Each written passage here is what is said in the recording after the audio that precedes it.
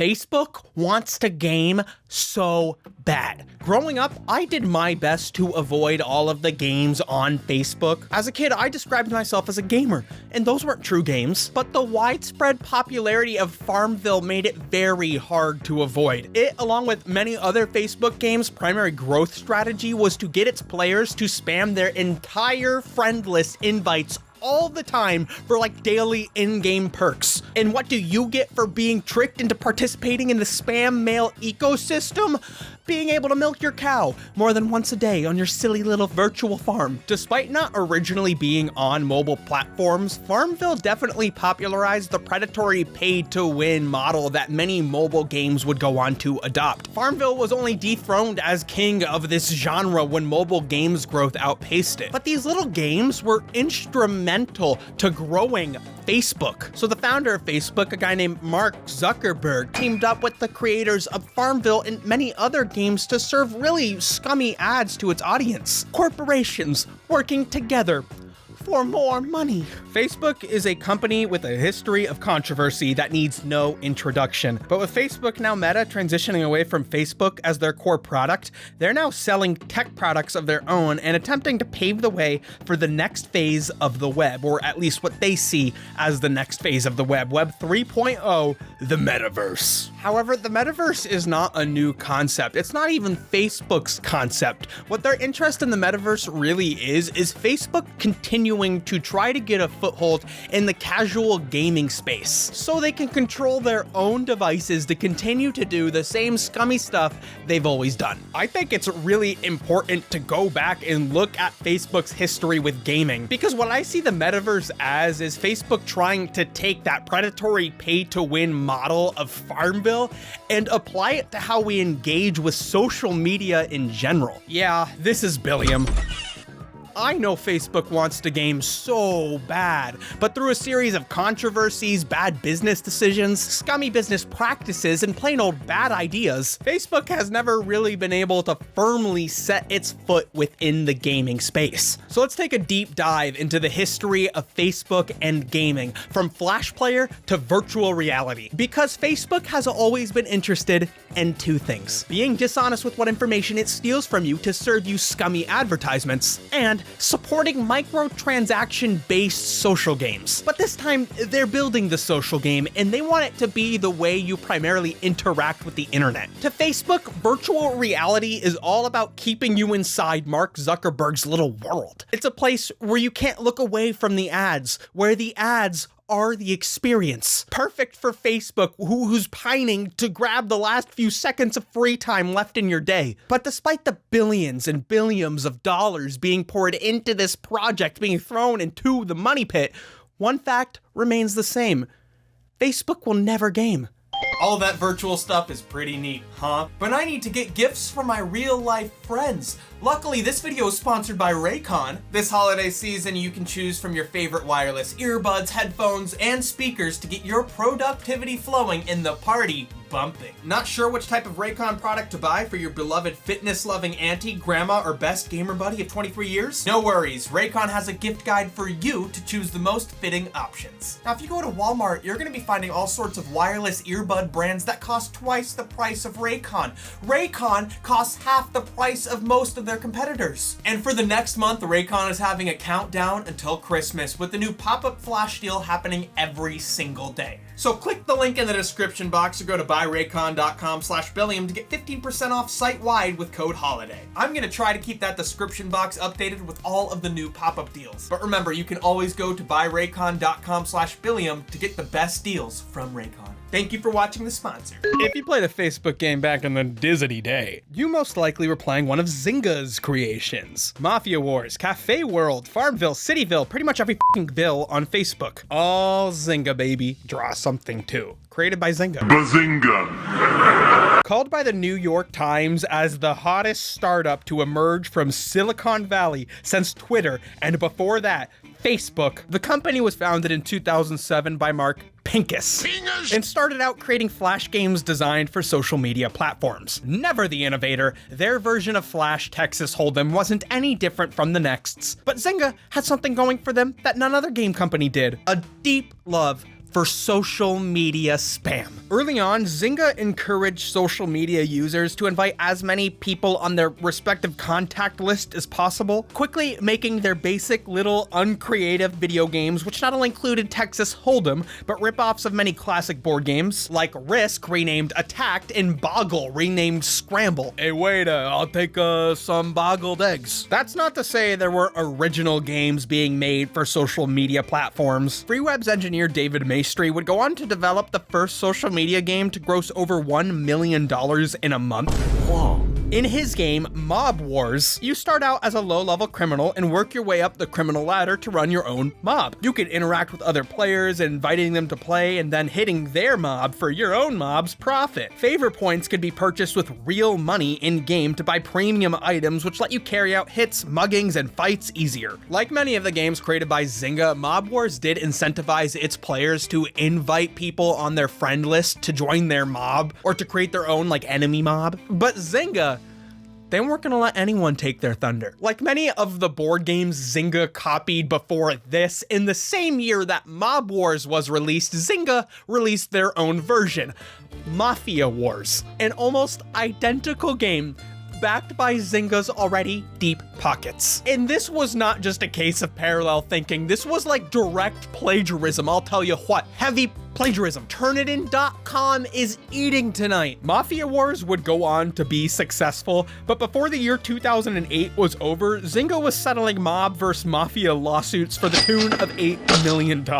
Nowadays, Mob Wars still exists, but Zynga's ripoff Mafia Wars is nowhere to be seen, so it is kind of nice to see the little guy end up on top, at least in this tiny little skirmish. Not wanting to innovate on the gameplay side of things, Zynga was always looking for new and exciting ways to spam and scam their players. Following Zynga's success, Pincus would admit to filling their games with shady advertisements, not limited to lead generation scams, which would encourage players to give out personal information, including credit card numbers, in exchange for premium items in their game. A lot of these scams would inevitably cost the player more money than just paying for the premium currency. Pincus would even brag about these tactics during a keynote speech in 2009. I knew I wanted to control my destiny, so I knew I needed revenues right fucking now. I needed the revenues now. I did every horrible thing in the book to just get revenues right away. Admitting to tricking players into downloading the Zwinky Toolbar, a browser plugin for the virtual world game Zwinky that let you create an avatar right inside your browser. I did talk about Zwinky in my virtual worlds video, so I won't go too much into what this was. The Zwinky Toolbar, while not strictly a virus, is listed on many virus removal websites as a browser hijacker. It would reroute your homepage and create other inconveniences for you, all to continue to promote Zwinky in your general web experience. But just like viruses and other malware, the Zwinky Toolbar did create barriers for uninstallation. But besides being very obnoxious, it reportedly did not really harm your computer. It's just a part of your computer forever. I downloaded it once, I couldn't get rid of it. So we did anything possible to just get revenues. Zynga's flagship game, Farmville, wouldn't launch until 2009. Now, you may think this is Zynga's big, innovative game, but they only created it after purchasing another game called My Mini Life. Take a look at it. It looks like they just modded this and turned it into Farmville. Farmville is a virtual farming point-and-click achievement and task-based game, which looks remarkably like My Mini Life. You do not need to innovate when you have deep pockets. Curious people and grandmothers across Facebook would be brought to a virtual plot of land, their now personal farm. They would be instructed to plant seeds and harvest crops. This easy task would earn them farm coins and XP, allowing players to continue to build up their 2D farms by repeating these mundane quests and returning the next day to do it all over again. Once Grandma hit level 2, she was rewarded with farm cash. Now that's what I want. The bank took my real farm, now I'll get it back. Farm cash, obviously the better currency, doesn't only allow players to skip wait times programmed into the game, they could also revive their dead crops, a fitting punishment to the player for not playing Farmville. Train the players to spend your fake currency. Offer the players a way to spend real currency for your fake currency. and make the game about waiting. And of course, they could also purchase additional animals and care items. However, by sending invites to your entire friend list, you could also bypass many of these waiting times, as well as sometimes be rewarded farm cash, along with viewing and participating in advertisements. Within just 6 weeks of launching, Farmville became Facebook's first game to ever reach 10 million daily users. It was a market ready to be tapped, and it was really the first game to be captured into the cultural zeitgeist. Are you on Facebook or any of that stuff? No, I had to delete my Facebook because I got addicted to Farmville. It's a fake farm, but it doesn't feel fake, Jimmy. Soon, Farmville was everywhere with new events all the time. Players were incentivized to keep coming back. Gagaville was a Lady Gaga-themed Zynga Games event, which had Lady Gaga-themed items appear in 10 different Zynga games, as well as a promotional sweepstakes tied into the mobile game Words with Friends, where players could win concert tickets and signed CDs for the album Born This Way, which, fun fact, my producer Savannah's mom actually won. Yeah, Lady Gaga actually hand-delivered this to my mother.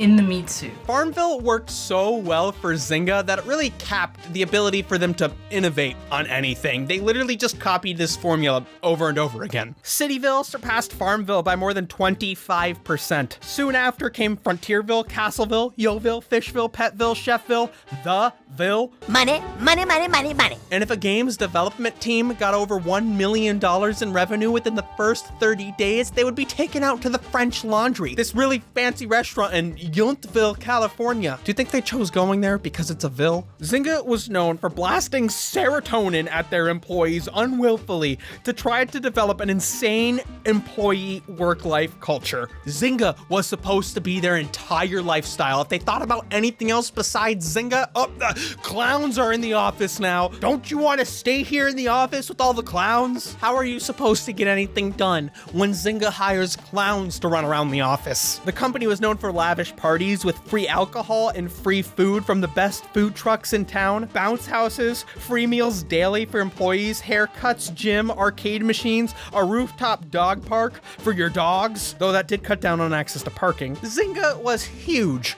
and wanted to own their employees. Oh, and all of this was being done out of the old Sega of America headquarters, right in San Francisco. Zynga is a part of the City Escape legacy from Sonic Adventure 2 Battle. That's Mark Pincus chasing Sega out of town. A perfect analogy since they were so hated by the game industry. In 2010, Farmville was awarded the Social Game of the Year at the Game Developers Conference, but when Bill Mooney from Zynga went up to accept the award, he was booed. And an audience member said, "But you don't make games!" Zynga higher-ups would even admit to having trouble hiring talented developers because many people kind of saw it as a stain on their resume. Now, Farmville and Zynga's success was early enough in Facebook's history that it gave them leverage over Facebook because it was helping them grow their user base, which is just wild to think about. But on the flip side of that, Facebook realized very quickly that all of these spamming requests that were required by the mechanics of these games could be detrimental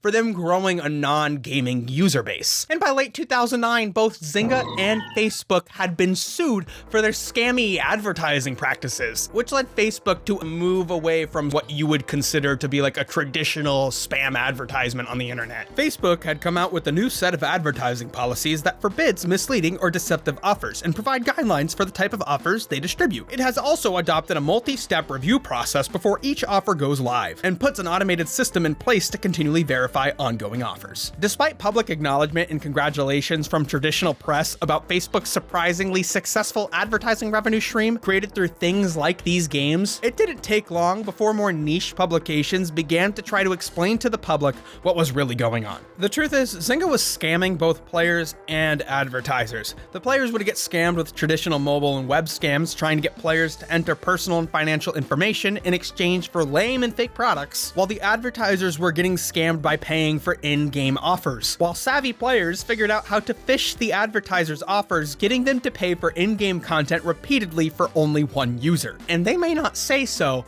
but Facebook loved it. This was back in the day where everyone expected web startups to fail. MySpace was starting to fail, but Facebook was becoming profitable ahead of all financial forecasts. Zynga may be spending $50 million a year on Facebook advertising alone, fueled partially by lead gen scams. Wonder how Facebook got to profitability ahead of schedule? It was a surge in this kind of advertising. The money looks clean. It's from Zynga, Playfish, Playdom, and others. But a large portion of it is coming from users who've been tricked into one scam or another. And if Facebook and MySpace won't protect its users, then the government will have to step in. Oh, the wishful thinking of 2009. The ads on many of these games are being generated by third-party company OfferPal, who in 2009 was confronted by TechCrunch's Michael Arrington, who questioned the way in which Zynga was able to get younger players to spend money, and what he saw as the lose-lose situation for both advertisers and players.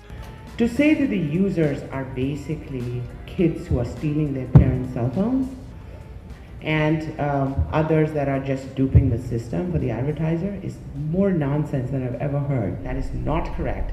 Facebook is not making a lot of money out of Zynga. Facebook is not making money off of OfferPal. Facebook is not taking rev share from anybody. Facebook is all about the user experience. It's amazing watching this woman lie through her teeth when it's now been like 13 years since this Q&A. We have so much knowledge about Facebook advertising scams, Facebook privacy scandals, and yes, so many stories about children taking their parents' credit card and charging thousands of dollars worth of microtransactions on it. But of course, my boy, he doesn't know. He's just like, I'm gonna get the big sack of diamonds. It's $100 a throw. $100! This game is designed for children. It's marketed to children, and then there's a $100 thing in-app. And she's lying about Facebook not making money directly through Zynga. By May of 2010, the two companies entered into an agreement together, an official agreement, where Zynga would exclusively publish games to Facebook, while Facebook would get 30% of their revenue generated through the site. The only caveat is Facebook had to continue to provide them with new users. But even in 2010, this was already a very optimistic view for both companies. Today, while both Farmville and Facebook still exist, they're not really synonymous with each other, as the entirety of the smartphone mobile platform would eventually outpace Facebook's own growth, allowing both companies to split off in their own gamer directions. By 2011, Facebook was reportedly getting 12% of its total revenue from Zynga. But due to Facebook's growing and diversifying user base, Zynga's primary growth strategy of having players spam their entire friend list was hindering the overall experience for non-gaming Facebook users. A lot of users like playing games, but a lot of users just hate games.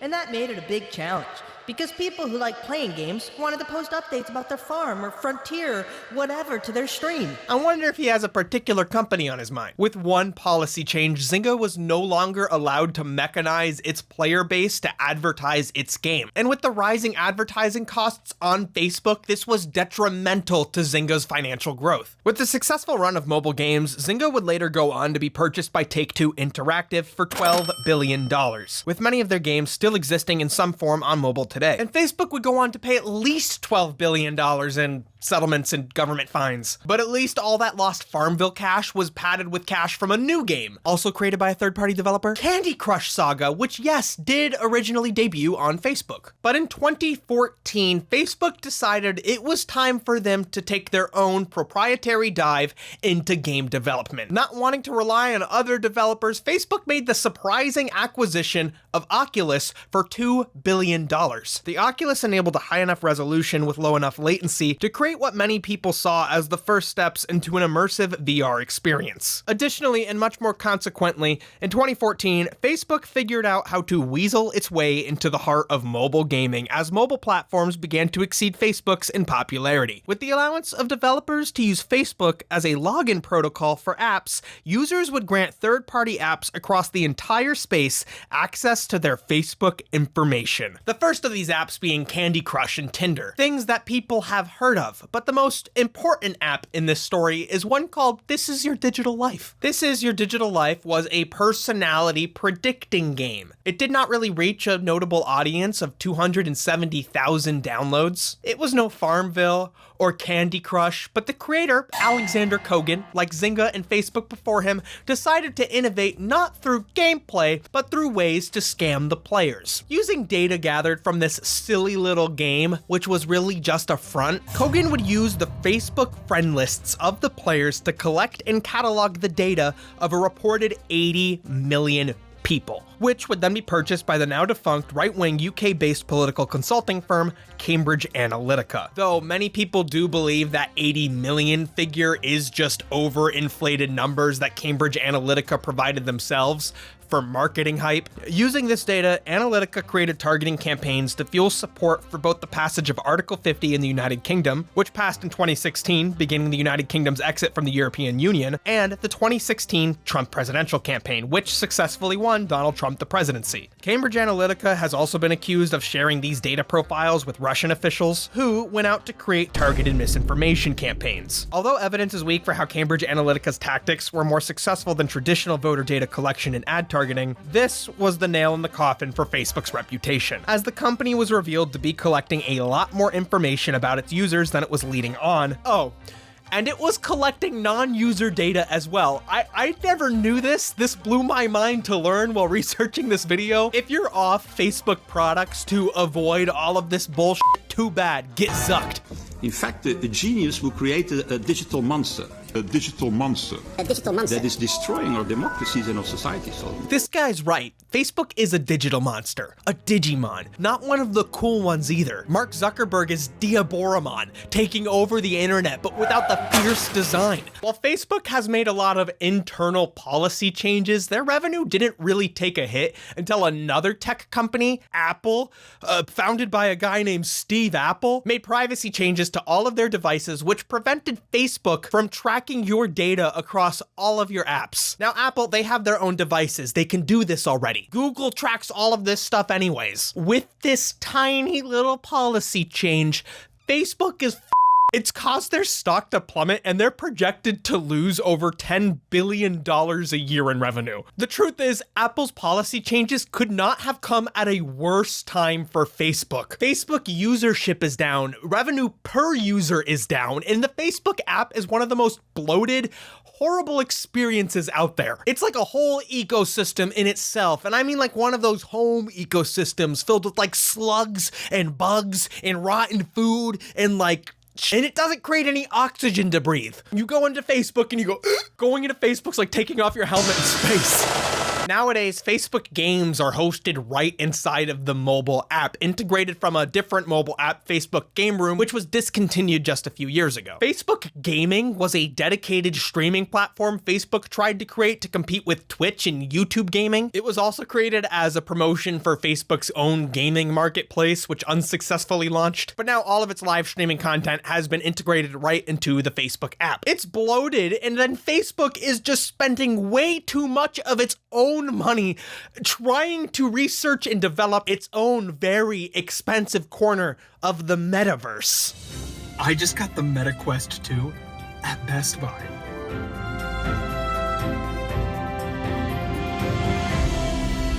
Facebook was stated to be spending $10 billion a year in research and development for not only VR, that's virtual reality, which is experiencing a 360 view projected into 3D with two lenses, but also AR, that's augmented reality, which projects data and images on top of your surroundings in either a video image or more ambitiously on top of a clear screen projected right onto your view. Amongst all these other losses, Facebook is reported to be overspending on their Metaverse project by over $5 billion a year. Since Mark Zuckerberg, the CEO, is still the biggest shareholder of the company, everybody is powerless to stop him from spending all of this money on his personal fascination with wanting to game so bad. But the markets aren't sharing this interest. Facebook has lost over $80 billion in market evaluation. Twitter just a few weeks ago was purchased for $44 billion. I don't even know how to quantify this much money. All I know is they said $44 billion was way too much to purchase Twitter for, and Facebook has lost more than twice that in its total evaluation. So why is Facebook spending so much money into developing VR? Because the only time Facebook has been profitable is when they've been free to sell all of the data it mines from you, even when you're not on Facebook, and when they were getting that sweet, sweet Farmville cash. If Meta's VR devices are widely adopted, that gets rid of any barrier that Apple or another company could put on them. If Mark Zuckerberg gets away with it, he's gonna be the ultimate farm villain.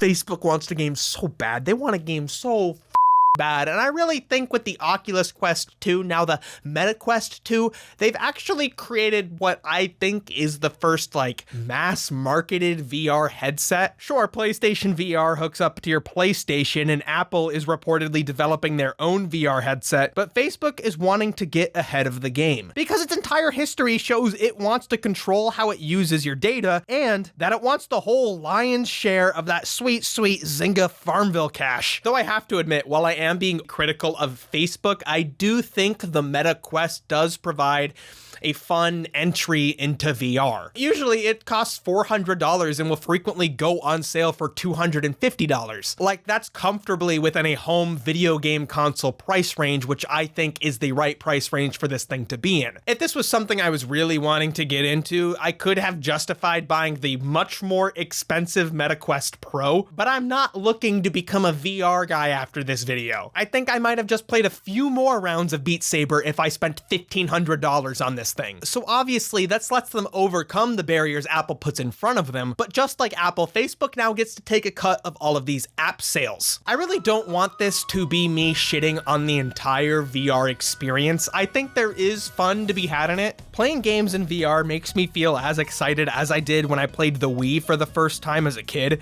but Facebook is not Nintendo. Facebook is not gonna be able to create this same sort of gaming sustainability that Nintendo was able to create with the Wii. Most VR games at this point feel like they have the depth of a mobile game, but because it's still early on in VR's life, a lot of these costs have been passed to early adopters. These little experiences cost anywhere from $10 to $40. We'll need to keep some fees higher for some period to make sure that we don't lose too much money on this program overall. Though the $40 price tag is specific to the Iron Man game, which I did not try. Included with the console's Beat Saber, one of the few VR games I've tried before sitting down with this headset. It's actually a blast. I can't lie about it. And it's definitely a great choice for a packaged game because it retails for $30 otherwise. The other game I played before this was Ocean Rift. If you're familiar with this channel, it's no surprise that I vibe with the Ocean game a lot. It's cool to interact with the environment and be with the little virtual creatures up close. I think we're early enough in VR history that 360 promotional movies are still pretty interesting, like this Jurassic World short. I also enjoy watching a bunch of shitpost 3D VR memes that I've seen over the years,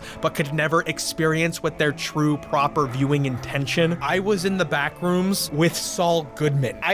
Honestly, that was the first thing I did with the VR headset is look up that video in VR. There are a lot of games that just seem like shovelware. Sure, VR still has a pretty small audience, but they're hungry for new experiences. I'm a simple guy. You put me in VR pool and I'm gonna have a good time.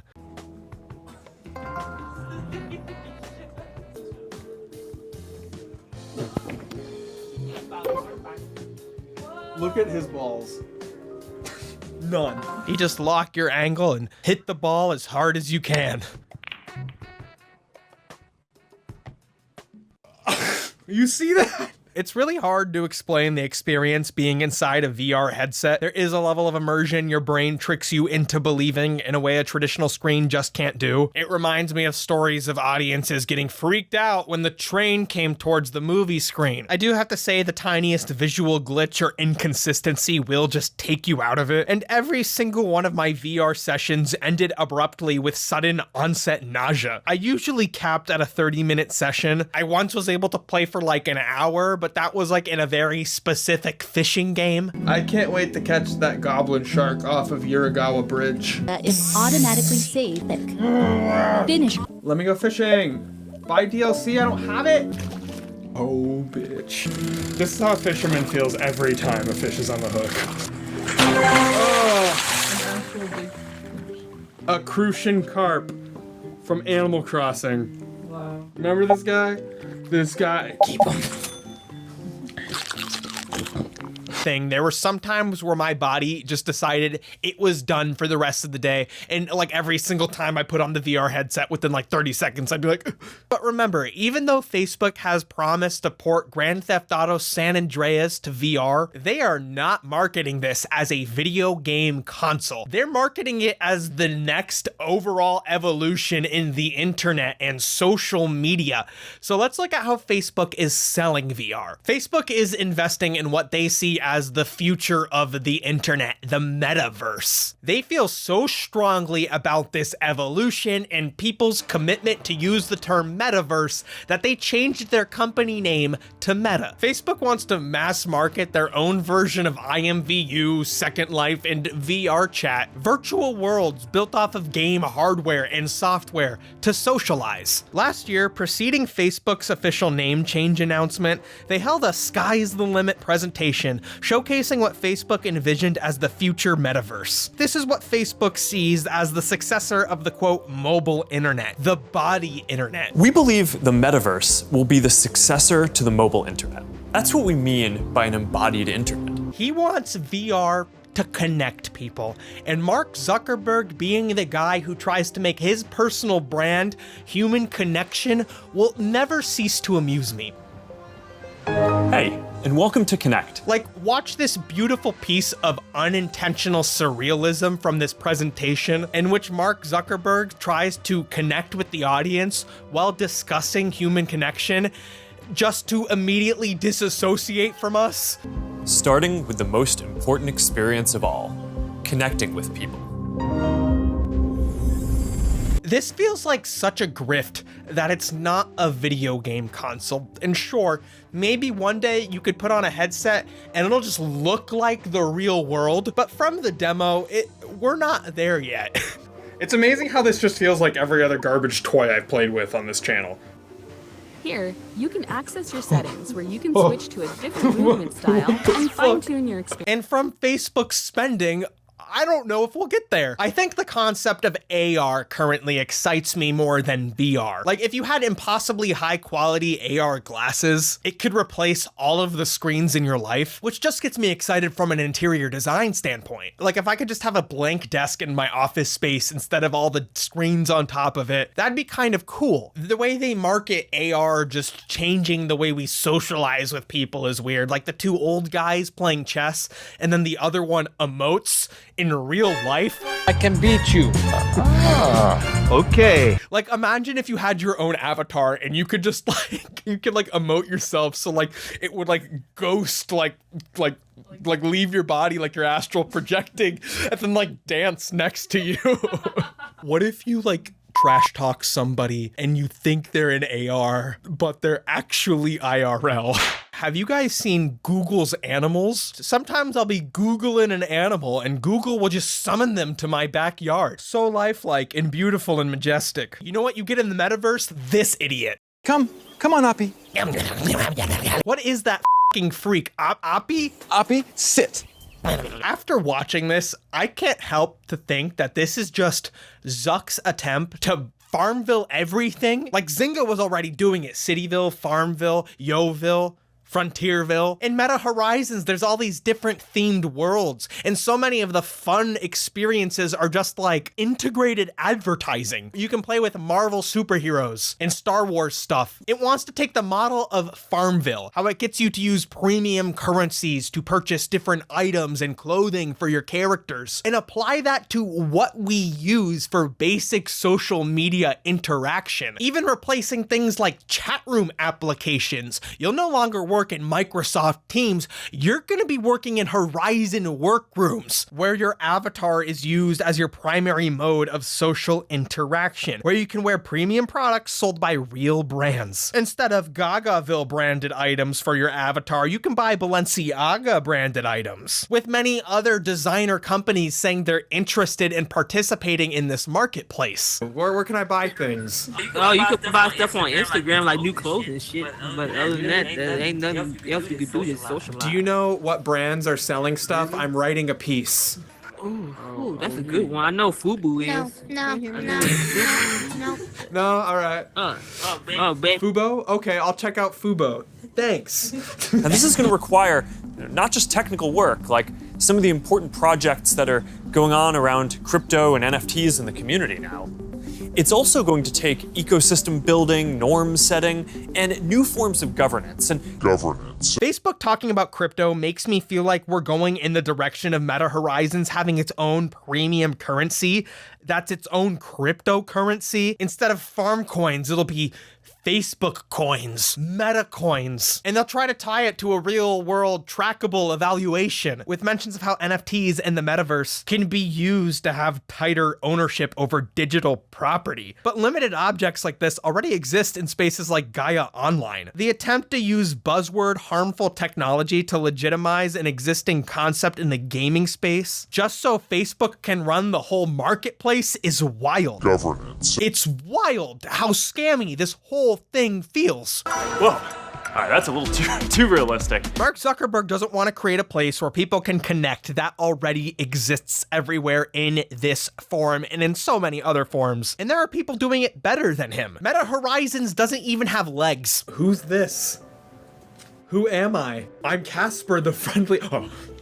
The friendly ghost. This is just creating the ultimate Ville, the ultimate marketplace. It's got the farm, the city, the frontier, the yo. The metaverse, as Mark Zuckerberg presents it, just seems to be Facebook's way to reincorporate the same revenue streams that helped them become profitable to begin with. We run ads. I see. They're trying to turn everything online, placed based off of microtransactions and intrusive advertising. And I don't even want to know what Meta's first privacy scandal is going to be after the rebranding. Helping to keep people safe and protect their privacy online.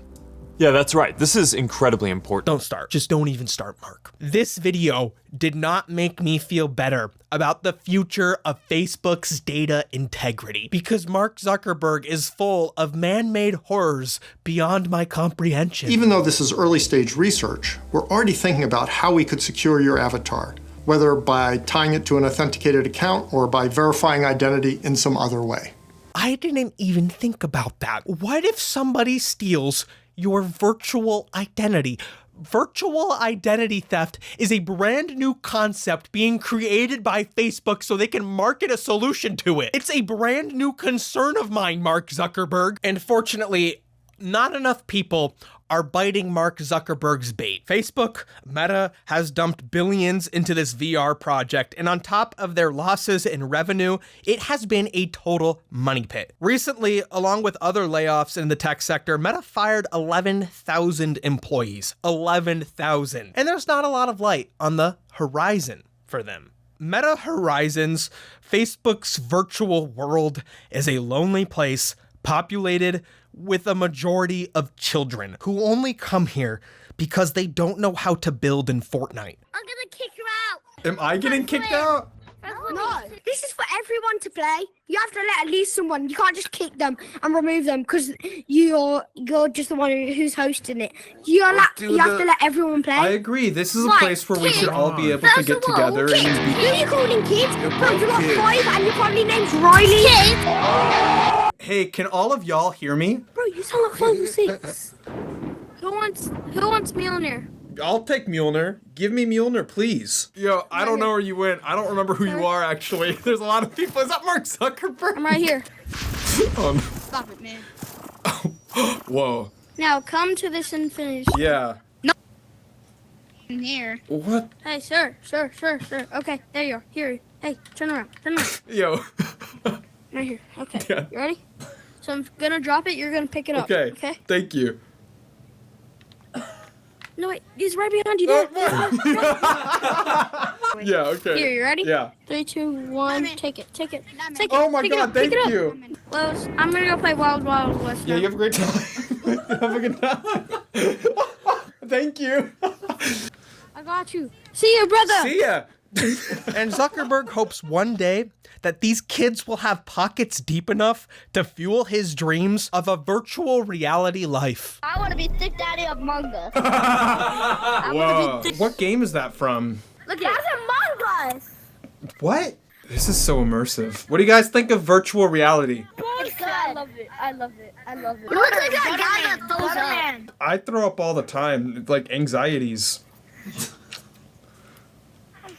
See ya. While my nausea could tolerate gameplay for a while, being inside the virtual world was another nauseating level. I think we're still far off from this experience being good enough to be something that can replace any existing technology that you may have. It's still a niche oddity for sure. However, Facebook and Meta aren't the only people who are doing things in VR right now. While Meta Horizons is totally lame, I think it may be no surprise to you to hear that the best metaverse experience out there is VR chat. This one's so far ahead of what Facebook has to offer. Look at that motherfucker on the left. It's the most well-loved with a huge library of community-supported models. Its avatar capabilities developed by the community have far surpassed what Facebook's own Horizons is capable of. How do you do this? Oh my, whoa. Without throwing billions of dollars into a pit. Characters don't even have legs in Meta Horizons.